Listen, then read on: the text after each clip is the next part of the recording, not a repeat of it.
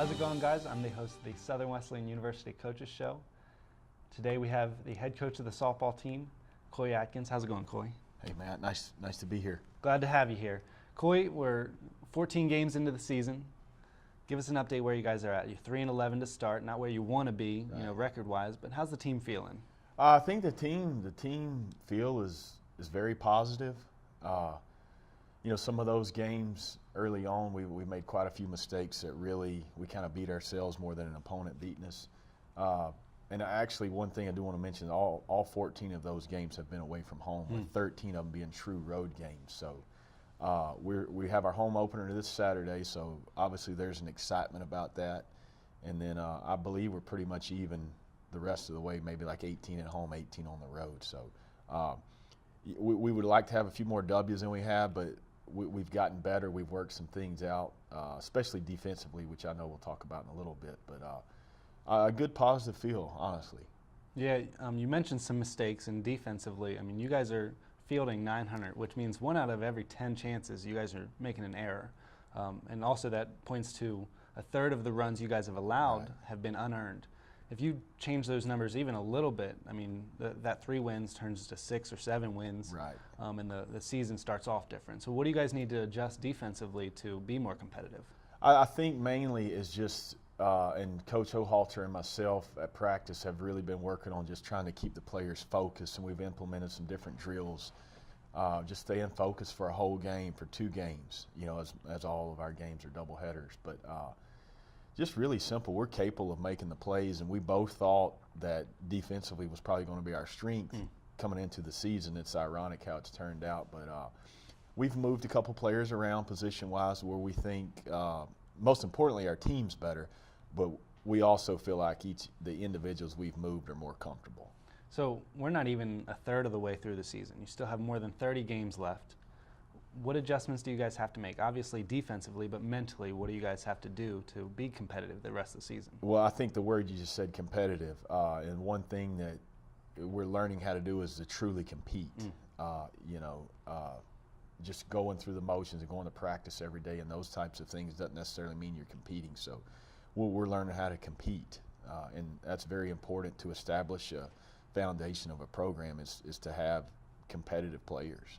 So through the first part of the season, Becca White has been a standout for you guys as a sophomore. Right. She's leading you guys in batting average. She's up there in on-base percentage, leading your team in steals and at-bats and hits.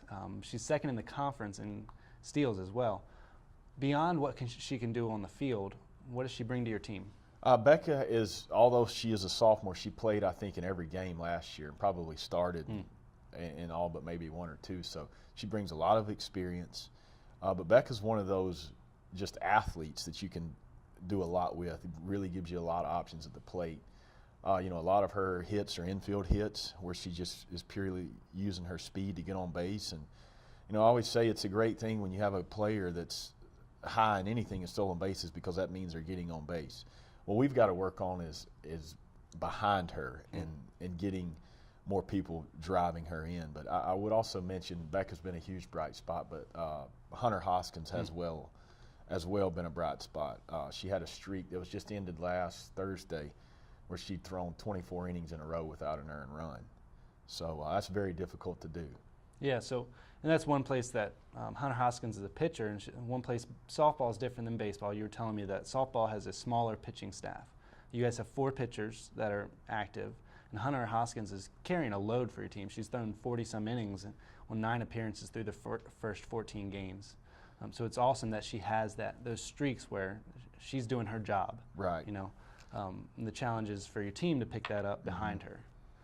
What about the other pitchers that are on staff for you guys? Still young and learning, but yeah. Well, we have 2 other seniors, and another thing about our team is we're just now halfway getting healthy. Natalie Johnson, who's also a pitcher, had some surgery back in the fall, and she'll get her first action this weekend pitching. But then we also have Lucy Wolf, who's another senior, and then Josie Edwards, a sophomore, that's capable of throwing really good.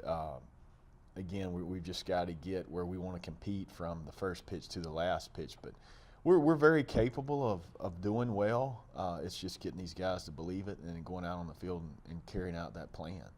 That's awesome as a leader to be able to put that into them. So at the end of the season, you guys want to be successful. What is success for your team at the end of this year? I would say with this being my first year in the program, just really establishing a foundation, building some momentum at the end of the year, and that can be in a lot of different ways. Obviously, one goal is, you always want to win more than you lose. Right. I don't know if that's going to be the case or not, but it's definitely still in the realm of possibility in my mind. I go into every doubleheader feeling like we're going to win 2 games, and I guess I psych myself up enough to do that. And so when we don't, then it's kind of disappointing. But then you kind of regroup and you look at what did you do well.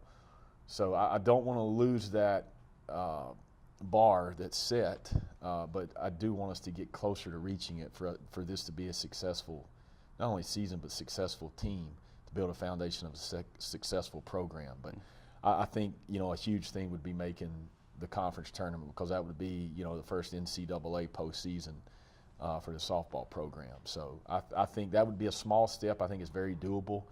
But again, you always want to win more than you lose overall.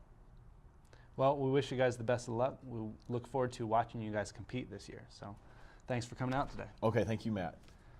Be sure to join us next time on the Southern Wesleyan University Coaches Show.